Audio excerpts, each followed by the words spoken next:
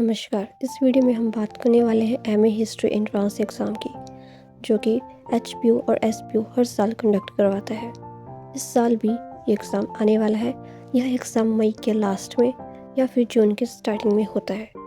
तो आपको करनी पड़ेगी अब प्रिपरेशन, और प्रिपरेशन करने के लिए आपको पता होना चाहिए सिलेबस। तो हम इस वीडियो में सिलेबस डिस्कस करेंगे। तो सबसे पहले हमारे पास एशियंट इंडिया, मेडिवल इंडिया, फिर मॉडर्न इंडिया, फिर वर्ल्ड हिस्ट्री और फिर एचपी हिस्ट्री, और आपको पता होना चाहिए जर्नल अवेयरनेस।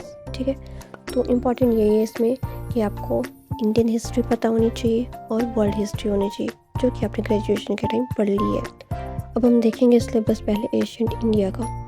इसमें आपको पढ़ना है इंडस वैली सिविलाइजेशन, फिर वैदिक पीरियड, फिर महाजनपद एंड मॉडर्न एम्पायर, फिर गुप्ता एम्पायर, फिर रिलीजन एंड फिलोसफी जैसे कि बुद्धिज़्म के बारे में और जैनिज़्म के बारे में। फिर आता है मेडिवल इंडिया, मतलब मध्यकालीन भारत के बारे में। इसमें आपको दिल्ली सल्तनत के बारे में, मुगल एम्पायर के बारे में, भक्ति एंड सूफी मूवमेंट्स के बारे में और एडमिनिस्ट्रेटिव एंड कल्चर के बारे में पढ़ना है, मतलब एडमिनिस्ट्रेशन के बारे में कि उस टाइम कैसी थी हमारी।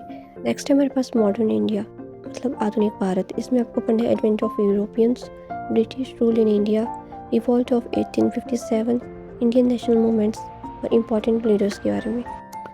और उसके बाद आते हैं मेरे पास वर्ल्ड हिस्ट्री। वर्ल्ड हिस्ट्री में आपको पढ़ना है फ्रेंच रेवोल्यूशन के बारे में, इंडस्ट्रियल रेवोल्यूशन के बारे में, first world war and second world war के बारे में, कोल्ड वॉर के बारे में और इंटरनेशनल ऑर्गेनाइजेशंस के बारे में। एचपीजी की इसमें इतनी आती नहीं है, बट फिर भी एक दो क्वेश्चन हो सकते आ सकते हैं, इसलिए आपको एचपी की चीज़ें पढ़नी है, जैसे कि इसका इतिहास पढ़ना है और इसके जो भी आंदोलन हुए वो उसमें पढ़ने हैं। और बाकी आपको जर्नल अवेयरनेस, इसमें करंट अफेयर्स आ जाता है। करंट अफेयर्स पढ़ने आपको थोड़े बहुत, ज़्यादा नहीं। मैक्सिमम जो पेपर है वो ग्रेजुएशन लेवल से ही आता है। आपने जो फर्स्ट ईयर, सेकंड ईयर और थर्ड ईयर में पढ़ा है, 80% पेपर वहीं से आएगा। इसलिए अपनी फर्स्ट ईयर की बुक्स, सेकंड ईयर बुक्स और थर्ड ईयर की बुक्स अच्छे से पढ़ो, क्योंकि उसी में ये पूरा इंडियन हिस्ट्री और वर्ल्ड हिस्ट्री वही है, तो वो आप पढ़ो।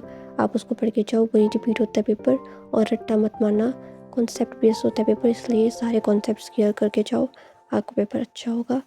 तो थैंक यू फॉर वॉचिंग।